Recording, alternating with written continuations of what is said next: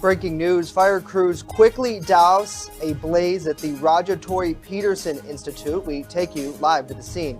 Plus, the final push to collect donations ahead of this weekend's military care package drive.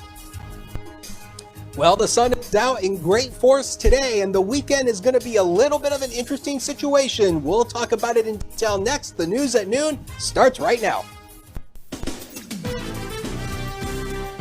Live and on demand, this is WNY News Now. This is WNY News Now with live breaking news. And we start with live breaking news. Jamestown fire crews quickly put out a fire on the second floor of the Tory Peterson Institute of Technology on Curtis Street this morning.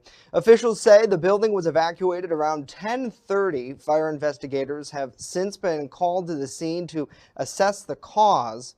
Now, firefighters spent extensive time cleaning up water damage, which was caused by water coming out of the sprinkler system. Jamestown Mayor Eddie Sundquist, along with other city officials, went to the scene to assess the damage of one of the city's largest institutes. The mayor tells us that there's some damage to the building, including the gift shop. I'm not quite sure to what extent the damage has occurred to their archives or other parts of the building. I know for a fact I can tell you that their gift shop definitely has some damage. I don't think it'll be good to go buy any books right now from them, but I know they're going to take account of what's going on and the damage they have, and we'll try to work furiously to ensure that everything comes back in order.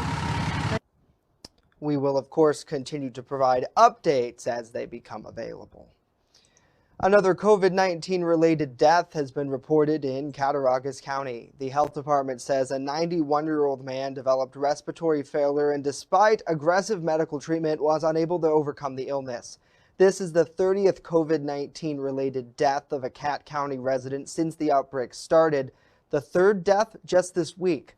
The county also reported 41 new cases of the virus yesterday, with 355 now active.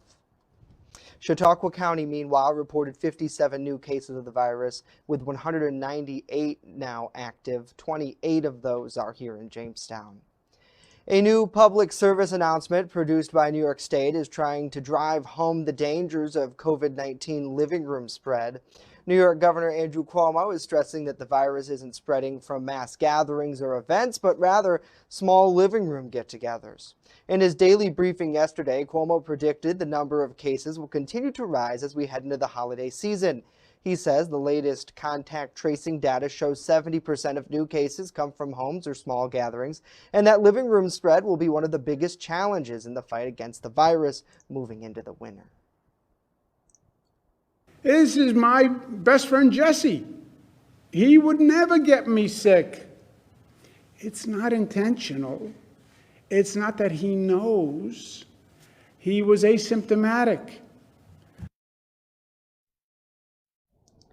Well, the governor's office says the state has one of the lowest infections rates in the United States. Avoiding small gatherings, wearing a mask, washing your hands, and social distancing will help keep it low. Well, in the past 24 hours, the CDC has come out with new recommendations on how long a person exposed to COVID should now quarantine and who should get the first vaccines. Mandy Gaither has the latest on the new recommendations. While officials say 14-day quarantines are still the best way to reduce the risk of spreading COVID-19, the CDC has offered new guidance allowing quarantines to end after 10 days for those exposed who have no symptoms but have not taken a COVID test, or ending after 7 days for a person exposed with no symptoms and a negative COVID test. This comes as we get closer to a COVID-19 vaccine. Tens of thousands of people in the UK will begin receiving the Pfizer-BioNTech COVID-19 vaccine starting next week, after the UK became the first Western country to authorize use of a coronavirus vaccine on Tuesday. We've spent months preparing for this day so that as soon as we got the green light, we would be ready to go.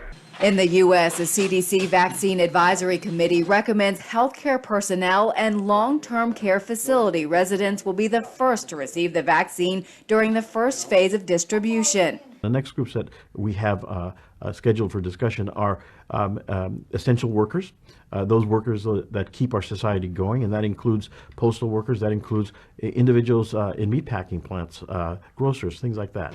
Other groups being considered those 65 and older and people with underlying conditions who are more vulnerable to the virus. I'm Mandy Gaither. Mandy, thank you. In the U.S., according to Operation Warp Speed documents, the first shipment of Pfizer's vaccines are set to be delivered on December 15th. Moderna is set to go out on December 22nd, of course, pending FDA approval. Well, mothers and fathers of local U.S. servicemen and women are making a final push to collect donations ahead of their Christmas care package drive this weekend. Susan Raleigh, the president of Blue Star Mothers New York Chapter 4, says her group is holding their annual packing event on Saturday after their safety plan was approved by the county health department. Currently, Raleigh says her group is a little short on supplies and are asking for the community to help reach their goal of filling 500 care packages to send overseas. The group is asking for donations like body wash and shampoo, peanut butter, trail mix, beef jerky, and handwritten notes, letters, or cards. Those are the things that they seem to appreciate the most. And the cards and letters, the cards and letters are their favorites. They mention those every single time. Donations can be dropped off at the Fluvanna Community Church on Fluvanna Avenue from 2 to 7 today and from noon until 7 tomorrow. Well, we thank you for joining us for WNY News Now as we get a check of local news that matters to you. And I can tell you that the story there with the Blue Star Mothers matters to so many servicemen and women, not just from here in our area, but from across the whole country as well, as a lot of them don't even know that these care packages are coming, and it's a really nice holiday surprise. So if you can help out in any way, certainly maybe writing a letter is something that they really look forward to. Good to see Tom, good to see Susan, Samantha, John, Lori, Ann, Donald, Debbie, Joseph, and Renee. Good afternoon to all of you. Thanks so much for joining us today. Let's now get a check of our first defense weather forecast. Chief Forecaster Dakota Hunter standing by with a live look at that. Hey, Dakota. Hey, Justin. And, the one thing about the Blue Star Mothers, that's not the right input. That's an old image. But anyway, there we go. That's Links 1. And it's been a very crazy news day today. The whole production staff has been running around like mad today. But anyway, this is the Mill Creek Mall, the correct input source. And we have a 38-degree temperature right now with a dew point at 20 degrees. So the temperatures actually are up a little bit today. And of course, the sun is out. So if you any trips to Erie today, it's going to go off fantastic. Satellite and radar composite basically just confirms that for you. We have just a few high clouds. That's pretty much going to be it for the day. Temperatures right now, 36 here in town, 39 Mayville, 42 Fredonia, 42 in Erie, 45 already. Lake of Dunkirk, 40 in Randolph, and 36 in Olean. So temperatures a little bit warmer than where they were yesterday. We ended the day at 35 degrees yesterday. 24 was the low yesterday. 60 was the low this morning. 66 and 5 below zero was the record high and low for this day. So through the afternoon, a great deal of sunshine. Get out and enjoy it. A bit milder, but it's still going to be breezy though. But we're going to see a few more clouds rolling later in the day. 37 to 44 with a southwest wind, 10 to 20 miles per hour. Some wind gusts possibly up to 35. Now tomorrow we may see a few rain and snow showers. Then the weekend we're going to watch a coastal storm. May or may not impact the region. We'll give you what we know in just a few minutes. Justin. All right, Dakota, thank you. A city of Jamestown man is admitted to receiving naked pictures of young girls on social media. The U.S. Attorney's Office in Buffalo says 30-year-old Sean Gaway pled guilty to receipt of child pornography yesterday. Prosecutors say in November 2016, he solicited minors through Instagram to produce pictures of themselves. According to officials, he received an image of one of the victims, who was 12 years old at the time, and 2 images of another victim who was 13. During the investigation, officers recovered more than 500 images and 5 videos of child porn on devices. Some of those include pre-teens and depictions of violence. The charge carries a minimum of 5 years behind bars, a maximum of 20, and a $250,000 fine. Well, New York's governor is expected to sign a bill into law that will reduce the amount of salt pollution in the state, a move that's receiving praise from some of the state's conservation organizations. The bill, called the Randy Preston Road Salt Reduction Act, will create a task force that will look into how the state can use road salt in their winter and use less of it. The task force's goal is to reduce the amount of rock salt being put down during the winter to better protect drinking water. Even if they do use less salt, highway safety will remain a top priority, officials say. Well, straight ahead here, details about tomorrow's Christmas parade in reverse. We speak to one of the parade's organizers next.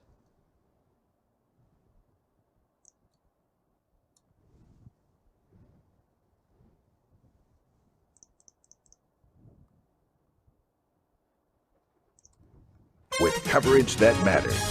This is WNY News Now.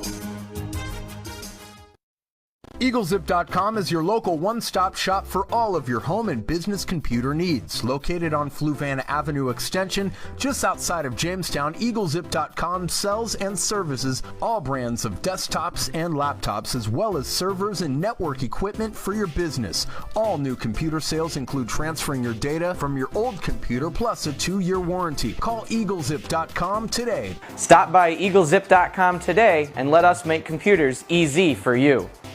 I'm a survivor. I'm a survivor. I'm a survivor. Testicular cancer is the leading form of cancer in men aged 15 to 35. 1 in 250 men will be diagnosed with testicular cancer. But 98% will survive if detected early. As a survivor, I believe early detection is the key. Learn how to do a testicular self-exam and other important facts about testicular cancer at oneball4tc.com. Want weather now? Download the WNY News Now mobile app and stay up to date on severe weather alerts. Plus, anytime hazardous weather strikes, stick with the Southern Tier's only 24/7 streaming network that keeps you safe. You're all in a tornado warning, so now is the time to go to a safe place, small room, lowest floor, near the center, away from windows. What are you waiting for? Download the WNY News Now mobile app today. It's free in the Apple App Store and Google Play Store. You're watching WNY News Now, your source for breaking news. And welcome back to WNY News Now. A unique drive-through event is taking place of the traditional Jamestown Christmas Parade. Joining us on the show to talk more about the festivities, which are kicking off tomorrow, is Frank Bessie with the Jamestown Renaissance Corporation. Frank, thank you so much for your time today and for joining us on the show. Thanks, Justin, for having me. It's great to be here. Well, first, give us a little bit of background on the event. I know there was a lot of concern with hosting the parade this year because of COVID-19. How did we come up with the idea to have this parade in reverse, so to speak?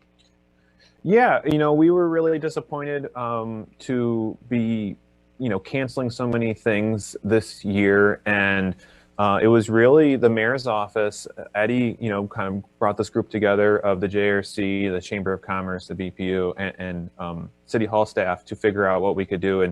And he had seen things like this happening in other communities. So we kind of looked at what we knew of how our annual parade works and just tried to, as you say, reverse it to make something that is accommodating to the situation that we're in with the COVID pandemic. So what has changed in regards to hosting the event? How would the community be able to participate tomorrow, unlike years past where we would stand along the road? Right. So the location is the same as far as 3rd Street. It's going to be a little smaller, starting at Washington Street and running past City Hall to Prendergast. So that is the same. And the action, is going to be right there. And what we're having folks is to, the parade will, or, the downtown holiday cruise, as we're calling it, you can enter, drive down 3rd Street. It begins at Washington. We're asking folks to follow the traffic lights and follow all traffic rules. Jamestown Police Department will be there if there is any sort of questions for folks. Also, just any sort of awkward situations with traffic backing up or anything, the police will be able there to make sure everything stays safe. And you just follow the traffic, follow the rules, go through, and you can see the downtown businesses, the lights that the Department of Public Works have put up all downtown, and then several stationary floats that area organizations and businesses have set up in the parking spaces along 3rd Street. And it culminates here in Tracy Plaza with Santa and a few of his elves waving as residents drive by. And then the last stop, if you'd like to, is to make a donation of a new unwrapped toy for the area Toys for Tots initiative. So we're glad to get those folks involved with this to kind of have some holiday cheer for folks that are maybe not able to afford it this holiday season. Yeah, absolutely. And we know that COVID has impacted so many. So certainly if you can give to that'd be incredible. They do a lot of great work. How important is it for the crews to go on in the community despite having COVID? And this is a stressful time for a lot of people, and being able to come together and celebrate the holidays safely, it must mean a lot. Yeah, I think for everyone that was working on this project, the Christmas isn't canceled, right? The holiday season isn't canceled. There's so many things that are, and we think that, this area is so beautiful this time of year with the snow, with the holiday lights. And it's a good, cozy time, I think, to be in Western New York. And there's been been involved with the parades in the past, and we've had a few of them where, beautiful snowflakes are falling during the parade. And it's this very great a memory and kind of image for folks. So if there's any piece of that we could have in this year, we feel that's really important. Also, just kind of, we see a time where, COVID is no longer with us, and we want to have that momentum of some event happening so that hopefully we can have a parade in the future. This isn't a large event, but it is one of those simple things. So many families have this tradition of coming to downtown Jamestown to celebrate the kickoff of the holiday season, and we really wanted to do something to keep that momentum going. Yeah, and I know it's really special too for those businesses and community members who live and work directly in the downtown area. In the past, we've talked about how having people come downtown to events are important to help local businesses get a boost, where, aside from people who work here, maybe have lunch, this brings new faces to downtown. Is there a way that the JRC is trying to sort of bridge that gap to say, after you come through the cruise, maybe stop by one of the local restaurants, get a bite to eat, get some takeout? Yeah, we have, us and the chamber and City Hall staff have, told different businesses and organizations about the event so that they could plan around it and incorporate it so that they can make those promotions. And we're asking those businesses to do that activity themselves. We want to create the opportunities for businesses to take advantage of events and things like that. So it's also important, because of business hours, because of COVID, businesses might make last minute changes. So we're putting that on them. So, if there are downtown businesses that you love to support, call them, send them a message on Facebook, see what they're offering. That is really a great opportunity. The chamber has worked a lot on a Shop Where I Live program, Shop Local CHQ, as a platform for people to do holiday shopping in the safety of their own home this holiday season. So that is something that we also do want to plug, because that is a platform that is for folks that live here or don't live here anymore, but is wanting to promote those area businesses that are struggling this holiday season and have a lot of great unique items that they can offer. So that is also another thing that we're trying to promote as well, because we do see this as a kickoff time to do that holiday shopping. Yeah, and I know a lot of those businesses will be actually taking part in setting up displays along the street. Have you got a chance to check out and see some of the ideas that people were getting together for tomorrow?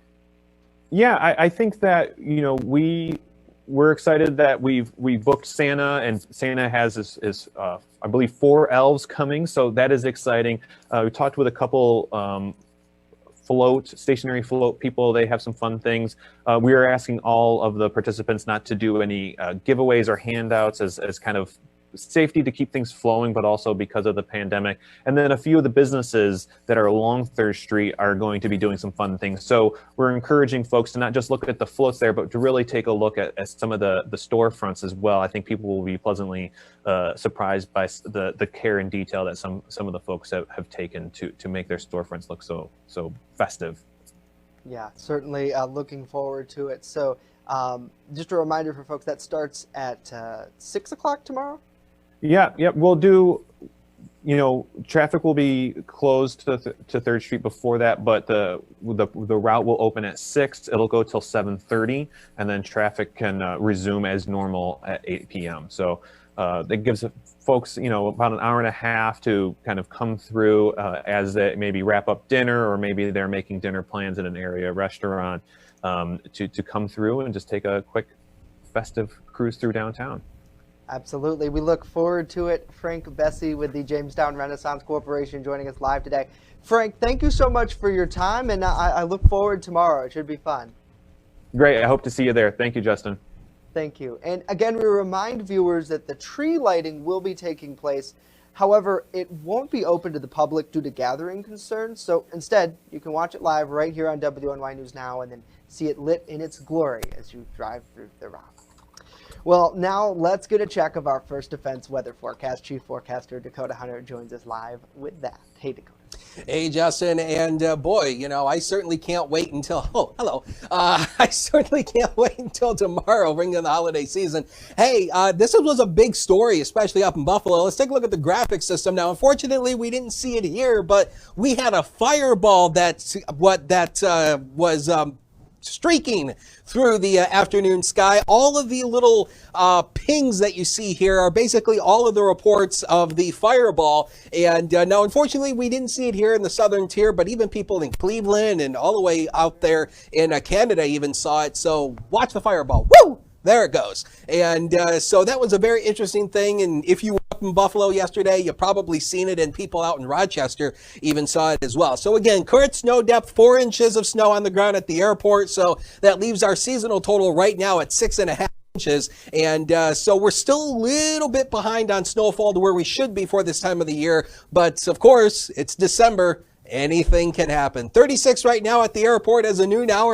Southwest breeze of 15. The wind gust is at 23, so that makes it feel more like 27 degrees. And soak up that sunshine you see right now on the DoubleTree camera. Just soak it up, because sunshine is kind of hard to come by, especially this time of the year. Hey, Storm Spotter training comes up next Monday at 7 o'clock. Now, this is the last one of the winter season. This is not going to be the springtime session, which focuses on, severe thunderstorms and tornadoes. This is going to focus on winter weather, lake effect snow, how to properly measure snow. And of course, we need more storm spotters. We always encourage storm spotters. So this is fun for the whole family. 8 to 88 can sign up for this training. It's free to attend. Just go to weather.gov/BUF/Skywarn to register. And that's fun for the whole family on Monday night at 7 o'clock. So here's what's going on. The next weather maker is going to be this little low pressure area right now over Texas. This is going to be moving across the Great Lakes in the Ohio River Valley and may even become a coastal storm. And that's what we're going to watch for the weekend. Let's take you through Future Scan. Nothing today. Now, tomorrow there will be a chance for a few rain and snow showers with a weak disturbance passing to our north. Not a big deal there. But this is the coastal storm right down here. Watch this thing right along the East Coast. And we don't know exactly where the exact track is going to be. If it's a little bit further to the west, we'll see a little bit more impacts here, maybe Saturday, Sunday. If it's further off the coast, that's good news. But look at this thing right up along the New England coast. So that's something that's likely going to be a big story for the East Coast. But we'll see what our impacts will be here locally as we get more data in. We'll officially time down the track. So zone forecast today, likely lower 40s will do it across much of the area today. Less chilly with a lot more sunshine. I know you want the next 7 days of your life. They're coming up right now, brought to you by 42 degrees and sunny. 38 tomorrow. A few rain and snow showers. Who cares? Now, Saturday, we are watching the coastal storm. We do think we may see a few snowflakes at times, but we'll see on that. All depends on the track. 31 on Sunday, just a chilly day. Mostly dry Monday and Tuesday, temperatures lower 30s. And by the time we head into next Wednesday, we'll be back up to almost near 40 with a few rain and snow showers. Justin? All right, Dakota, thank you. Well, the Better Business Bureau is a warning of a spike in online pet scams during the pandemic and to be on guard if you're considering buying a new friend over the holidays. There were more reports of fraudulent pet websites in the U.S. and Canada in April than the first 3 months leading up to the start of the pandemic. Victims have reported a median loss of around $750. Scammers are asking for payments through apps such as Cash Apps or other gift card purchases. The Better Business Bureau recommends seeing if the pet is available to view in person before paying money. First, you can make sure you do it via a video call. Scammers are unlikely to do that. You can also do a reverse image search of the pet photo and make sure that it's a distinctive pet phrase in the description. And they also say do some research to find out the fair price for the breed that you want and consider adopting from a local shelter instead. Well, the pandemic could not dampen last night's bright display of the holiday tradition in New York City. The 50,000 lights on the Rockefeller Christmas tree officially turned on for the first time, signaling a switch to the Christmas season. The usual thousands who gathered to see the colorful sight were not in attendance this year because of COVID-19. The Rockefeller Plaza was closed to the public. Still, though, several stars performed before the big display. Now, starting tomorrow, the 75-foot Norway spruce will be all lit up from morning to midnight every day through the new year. Anyone hoping to see it will need a ticket. Well, bring it in, hug it out, because today's Let's Hug Day. Okay, so this year, the holiday might need to have some sort of adjustment, despite the fact that we all could use a hug probably right about now. You can see here there are some creative ways to hug in a pandemic-friendly way through plastic to give your loved ones a much-needed physical contact. Now, hugging is practiced across the world as a way to support and show affection. But this year, maybe an elbow bump will suffice. Well, we thank you for joining us for WNY News Now as we get a check of our local news headlines. And Dakota, he's a big hugger, believe it or not. Maybe not so much now, Dakota, but we could hug. There you go. There you go. A virtual hug. There's this. That might not be the proper way to do a virtual hug. No, but it's like there's, I'm squeezing. There's a GIF that I send all the time, and it says loading virtual hug. You see that? No. On the GIF thing? GIF. GIF? It's not a GIF? GIF. Oh boy. I think it's a GIF with a G. I'll start the war. It's a GIF, it's a people. War. Okay. GIF. GIF is GIF is J-I-F, like Jiffy peanut butter. Oh. GIF. G. GIF. Okay. Excuse me. It's a GIF. Now, well, I sent a GIF. I send lots of GIFs. Thank you.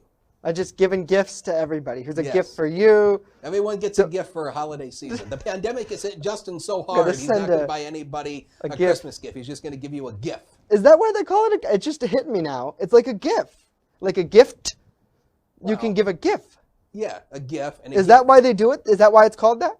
Because it's like you're sending a package to somebody? Well, I call it a gift. So there's different pronunciations. Right. Of it. GIF, you don't. GIF. There's no G in there. Right. Like a GIF. Right, GIF, and then just add the T. Gift. Okay, we talked about this way too long. This is this news fest. It's what sometimes when I'm watching the news, this is bad. I'm going to admit it though. I will go, because some stories are just so boring. He falls asleep. Yeah, Justin, no, really, I do. No, you see, Justin falls asleep during my weather. He sits there, he falls asleep, he's got drool all over himself. No, but it was really funny. Pre-pandemic, big gathering at my girlfriend's house, and her sister turned on the news, and I immediately this is the TV. I'm like watching it, and she's like, "I broke him." Is this what happens when a news person watches the news? And you know what? Sometimes, I get sucked in. It's just me and the anchor. We're on the same page together. Yeah, I'm reading his teleprompter. Any weather dweek, dorb, geek, any. Do you like watching the weather? Yes. Yeah. I love watching the news. I love watching weather coverage. So crazy. Yes. It's weird. I'll just YouTube it. I'll be like, that's a good transition right there. I'll watch 3 hours of tornado coverage, You know what? It all works out in the end, because what I do when I watch it is I look for best practices. I see what other people we're across the learning. country are doing, and It's it makes all me a better. learning experience. Just like we're all learning together. I don't know. Renee says, LOL. Yeah. Joseph said he's gonna hug his daughter. Good deal, Joe. There you go. Good to see Patrick, Jeff, and Kathy as well. Thanks so much for hanging out with us today, everybody. Of course, we're back tomorrow with our TGIF edition and our pet of the week. Hope to see you all then.